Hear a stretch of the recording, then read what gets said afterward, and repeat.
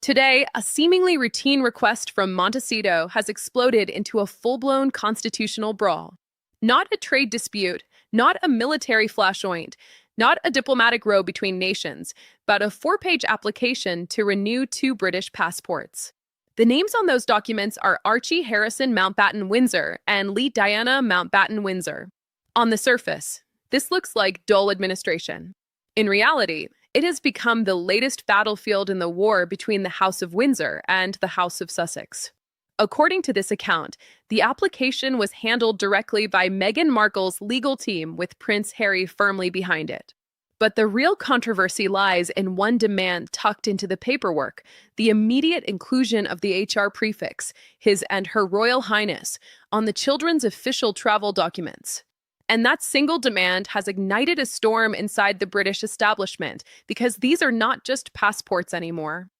They have become symbols of status, leverage, legitimacy, and the question of whether the Sussexes can still extract royal privilege from a system they publicly walked away from. The formal request was reportedly delivered to HM Passport Office and the Privy Council earlier this week, and it did not land gently. If this version is accurate, Meghan's lawyers issued a deadline of March 29th and pressed Princess Anne, who is said here to oversee royal administrative protocol and title recognition alongside the Royal Council, to resolve what they described as an administrative discrepancy. Their threat was unmistakable.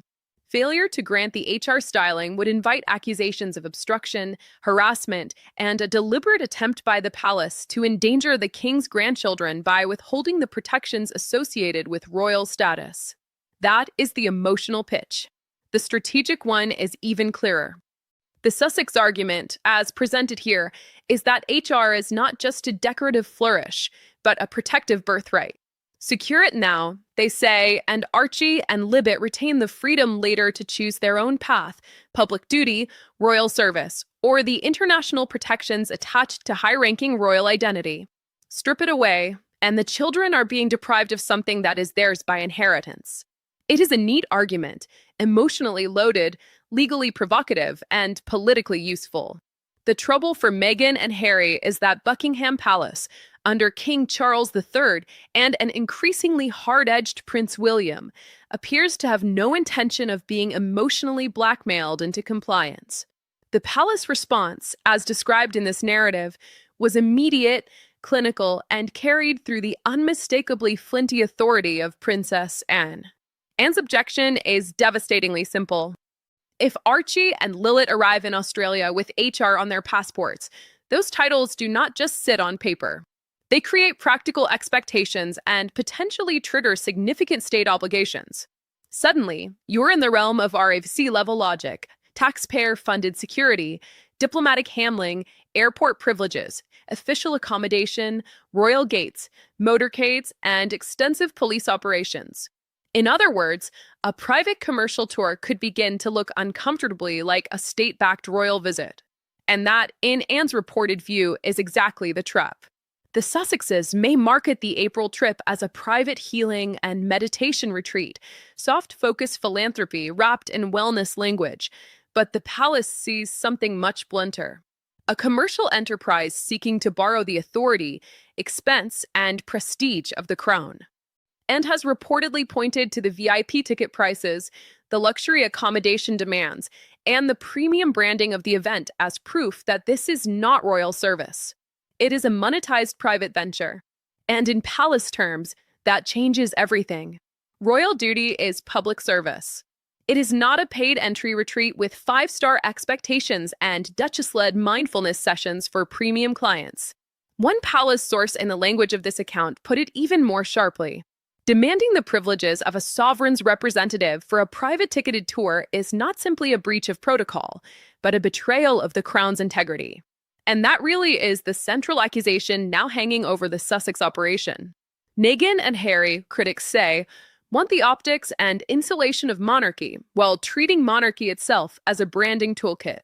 They want the aura without the obligation, the privilege without the discipline, the title without the service. The Sussex side has reportedly tried to fight back by citing precedent. They point to the 2021 alteration of Archie's birth certificate, where Rachel Meghan was replaced with Her Royal Highness, the Duchess of Sussex, and argue that the palace itself embraced formal styling when it suited them. But Anne, according to this version, has flipped that argument on its head. The change, the palace says, was about historical and archival consistency, not future commercial entitlement. Record-keeping is not authorization. Filing is not blessing. Administrative accuracy is not a forever license to convert rank into revenue. The old post-Mexit line is repeated with brutal clarity. No longer working royals, no longer HR. Yes, Buckingham Palace updated its website in March 2023 to recognize Archie and Lilibet as Prince and Princess under the 1917 letters patent. But here's the line the institution now seems determined to defend. Prince and Princess in title perhaps, but not HR in function. That distinction matters because Prince and Princess can sit inside dynastic history, while HR on a state passport creates real-world implications. It changes how governments, police, airports, immigration authorities, and host nations may be expected to respond. In other words, the palace is willing to acknowledge lineage. It is not willing to underwrite what Meghan appears to want to do with it. What makes this even more combustible is the suggestion that the fight is exposing a deeper crack inside the Sussex household itself. Meghan is portrayed here as the general in charge of the offensive, pushing the legal demand with maximum aggression because she sees HR as central to the future value of the Sussex brand. Harry, by contrast, is depicted as increasingly torn. He is said to be paralyzed by competing fears. On one side, the trauma of Diana's death and his long-running obsession with security. On the other, the unbearable reality that his wife's scorched earth tactics are making any practical reconciliation with his father and brother almost impossible. In this account, Harry is not driving events so much as being dragged behind them. That tension matters because the motives of the two parents are cast very differently. Meghan, critics suggest, sees the HR issue as part of a larger commercial architecture. It strengthens the children's global mystique, raises their value, and protects the long-term premium around the Sussex identity. Harry, meanwhile, is portrayed as wanting something more basic and more desperate safety. But the harder Meghan pushes, the more impossible a security truce becomes. The legal offensive that is supposed to protect the children may in fact be deepening the palace's resolve never to compromise again. Princess Anne has reportedly answered that pressure, not only with resistance, but with example. Specifically, she has drawn a pointed contrast with Prince Edward and Sophie, the Duke and Duchess of Edinburgh, and the way they have raised their children. Lady Louise and James Earl of Wessex have become in this narrative the anti-Sussex model, title-adjacent, institutionally loyal, but brought up to be modest, self-reliant, and unentitled. They did not grow up waving HR as an all-purpose access card. They were taught that royal status is a burden of service, not a shortcut to celebrity immunity. The comparison is obviously deliberate and, from Meghan's perspective, almost certainly infuriating. The palace is saying this is what dignity looks like, and Montito does not resemble it. As of March 27, 2026, the palace position is described as one of armed neutrality. Charles and William are not screaming, not flinching, and certainly not negotiating in public.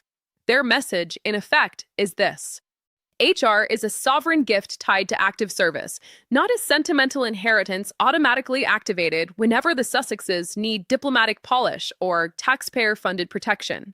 The gates are no longer merely shut. They are being deadbolt by a monarchy that has concluded survival depends on drawing hard lines. And then we come to the real engine driving the Sussex urgency, commerce. Because once you strip away the constitutional language, the emotional appeals, and the legal threats, what emerges in part 2 of this story is a very modern reality. Meghan's lifestyle brand, as ever, the revised successor to American Riviera Orchard, has by late March 2026 evolved into what is described here as a multi-million-dollar commercial operation. But its pricing power, its mystique, and arguably its entire aspirational appeal rest on a single aesthetic: exiled royalty. That is the brand. Not merely jam, homeware, or meditation kits, but the fantasy of aristocratic glamour displaced into California wellness culture. And in that world, the children matter enormously. Critics argue that without the HR styling attached to Archie and Lilibet, they are just celebrity children in a crowded market. With HR, they become something more saleable. Disinherited heirs, royal children cast out by the system, the human symbols of a monarchy's internal war. That story is premium product. It elevates ordinary influencer commerce into dynastic drama. It adds scarcity, hurt, and glamour. It is precisely the kind of narrative luxury branding feeds on. The palace, unsurprisingly, seems to have worked that out. The April Australia trip has become the focal point for this whole dispute. Publicly, it is marketed as a private healing and meditation retreat. Palace insiders, however, are said to see it as a commercial circus wrapped in royal insinuation. VVIP tickets are rumored to exceed $5,000. Promotional language reportedly creates the haze of a Sussex royal engagement, even while officials insist it is private. There are reports of five-star suite buyouts demanding venue conditions and extensive entourage requirements. In short, it looks less like service and more like a luxury event using residual royal shine to justify the price tag. That is why the passport issue is so explosive. If Archie and Lilibet travel with HR on their passports, the event could gain an entirely different official texture. Host nations might feel pressure. Security protocols could escalate. Airport treatment could change. Police responsibilities could broaden. And crucially, costs that would otherwise fall on Meghan and Harry might be shifted onto the public. That is the part Anne appears determined to stop. Why? She is effectively asking, should taxpayers in Britain or Australia subsidize the protective shell of a private commercial empire? Again, Anne has used Edward and Sophie's children as the contrast case. Lady Louise and James did not build brands around latent rank. They studied, worked, and moved quietly through public life. They did not treat the institution like a premium service provider. Anne's message is brutal, but clear. Real royalty is defined by what you give up for the country, not what you try to extract from it. The Sussex legal team continues to cite the 2021 birth certificate precedent, but Charles and William are said to be holding the line. What happened then was archival. What is being sought now is operational and commercial. Those are not remotely the same. Or put less politely, because the palace once used formal styling in a record, Meghan does not now acquire the right to use the children's titles as structural support for a wellness to her business model. 5 years later, by March 27th, the passport war had hardened into stalemate. The palace's position essentially is this: go to Australia as private citizens. Pay for your own security. Sell your products under Meghan Markle's own name if you wish, but do not expect Buckingham Palace to act as guarantor, sponsor, or silent business partner. Montito is discovering that it can create a shadow court out of branding, lawyers, and glossy imagery. But it cannot force the crown to provide the legal steel behind it. And behind this passport fight lies something even larger. What is described here as the Great Severing. Westminster and Buckingham Palace are said to be moving beyond irritation into structural change. The most explosive alleged development is the acceleration of the Succession Amendment Bill 2026. Publicly, its main catalyst may be the collapse of Prince Andrew after his February 2026 arrest. But embedded within it, according to this account, is a clause that would hit the Sussex line with full force, an active service requirement. The principle is simple and merciless. To remain meaningfully in the line of succession, an heir must live in the UK or its territories and must be either a working royal or the direct minor heir of one. Under that doctrine, Archie and Lilibet would be in severe jeopardy. Raised in California, outside the institution, tied to a family using royal identity inside commercial ventures, they could be redefined as inactive heirs. Still named in history perhaps, but disconnected from the living machinery of state monarchy, princess, and is said to have used the Australian retreat as Exhibit A for why such a law is necessary. Her argument, reportedly delivered in closed-door discussions, is crushingly effective. You cannot be a prince of the realm when it helps sell a $5,000 meditation experience and then suddenly become a victim of institutional cruelty when you want public protection. That half and half out model in N's view is exactly what must be killed off if the monarchy is to survive as something more than a content source for defectors. The Krill's twist is that by pushing so aggressively for HR ahead of the Australia trip, Meghan and Harry may have handed the British state the perfect justification for hardening their rules permanently. Insist too loudly on the privileges, and you prove the case for removing their function altogether. According to this version of events, Ravik dealt Harry another heavy blow on March 23rd. The committee reportedly ruled that because the Sussex HR styles are effectively in abeyance and inactive, they cannot simply be extended to the children in functional travel documents. Without the HR styling, Archie and Lilibet travel as high-profile private citizens. No automatic state funding, no diplomatic immunity, no taxpayer-backed cocoon, no obligation on Australia or Britain to treat them as protected royal assets, just private bills, private exposure, and the ordinary legal status of very famous children. Harry, the story says, is deeply shaken by that realization. The idea that his children may become the first direct descendants of a sovereign in the modern era to be legislatively marginalized from the effective succession structure is said to be hitting him hard. Meghan, on the other hand, is portrayed as doubling down. To her, the HR battle is about long-term leverage, legacy, and refusal to allow the palace to define her children downward. If March 29th passes without movement, she is said to be preparing a scorched earth PR response. At the same time, another front has opened, commerce itself. While Meghan's lawyers fight over titles, William and Catherine are said to be engaging in what insiders call the Royal Seal War. King Charles has reportedly delegated the granting of royal warrants to William, handing the Prince of Wales one of the Crown's most commercially powerful tools. And that changes the market. Because if Meghan is trying to build an empire on Duchess branding, Gish and William can now personally confer authentic royal legitimacy on businesses through warrants backed by centuries of institutional authority. The contrast is brutal. A royal warrant issued through William Carey's stay-backed prestige, dynastic continuity, and formal approval. And as ever product, however, beautifully packaged, remains a celebrity item leaning on royal adjacency. And in the luxury market, that difference matters enormously. Netflix distancing itself from Meghan's lifestyle line only intensifies the problem.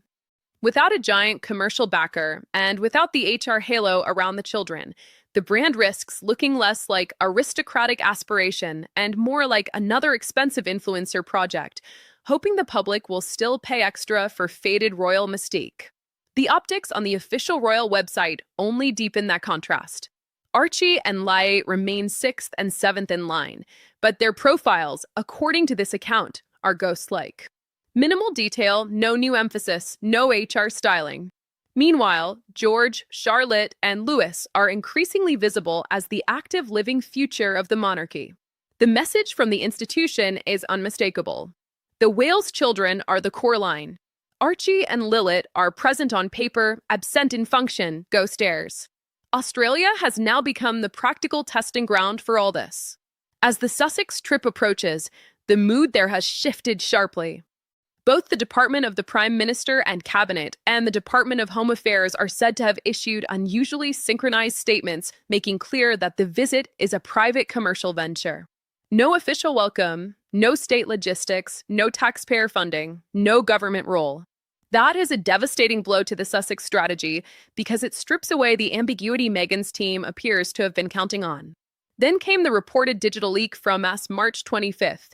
Internal projections allegedly valued Meghan's brand at $36 million, but with one crucial condition. The valuation depended heavily on the children's royal aura. Princess and reportedly seized on that detail as proof of the whole case.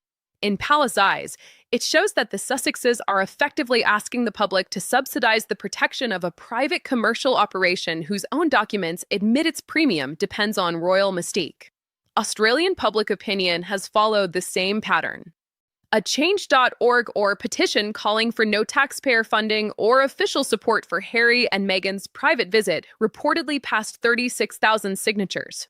Online hostility became so intense that some newspaper comment sections were shut down. The warm enthusiasm of 2018 has been replaced by scrutiny, irritation, and a blunt question. Why should Australians pay, even indirectly, for a Californian brand operation wearing the costume of royalty? By the final business day before March 29th, the conflict had hardened into what looks very much like finality. A leaked Home Office memo reportedly prepared in consultation with and is said to lay out the Crown's core doctrine. A passport is a state document, and HR can appear on it only if the holder is an active representative of the state. Archie and Lilibet do not perform state duties. Therefore, the government cannot legally certify them as royal highnesses for travel purposes. If that doctrine holds, the Sussex case collapses into a simple truth they do not want to hear. Bloodline does not automatically create operational state privilege. The press naturally has gone for the throat. The image of $5,000 retreat tickets sitting alongside demands for royal handling and publicly supported protection is a gift to critics, and has once again drawn the comparison with Lady Louise, who reportedly traveled privately, flew commercially, stood in normal queues, and got on with life without demanding royal exceptionalism. In that light, the Sussex demands look not merely entitled, but detached from the real world. So where does this leave Archie and Lilibet? In the bleakest reading of all, in a new category entirely, the exiled line, royal by blood, but detached in practice, still present in the succession tables, but moving toward functional suspension under new rules. British titles, American upbringing, no HR on the passport, no institutional backing, no sovereign shield, the first ghost heirs of the digital age. Harry, according to this narrative, is devastated by the realization. Meghan is already preparing to pivot, recasting any refusal as proof that she and her children are modern rebels excluded by an outdated institution. But that may play far better in branding than it does in diplomacy. Rebels do not get state motorcades. Influencers do not receive constitutional immunity. And celebrity children do not become sovereign assets simply because their parents miss the privileges of royal life. So as of March 27th, the palace appears not just to have won this battle, but to have rewritten the rules entirely. The Crown's message is stark. If you choose the road of private entrepreneurship, branding, and California reinvention, then walk it without demanding taxpayer-funded royal protection whenever it becomes commercially useful. Choose Montito. Choose business, choose self-exile, choose the marketplace, but do not expect Buckingham Palace to function as the concierge desk for your hybrid model. And that is the final brutal point at the center of all this. The HR dream in this account is effectively over. The Great Severing is no longer a whispered possibility. It is becoming the governing logic of the modern monarchy. Buckingham Palace will name Archie and Lilibet, but it will not carry them. The gates are locked. The keys are with William.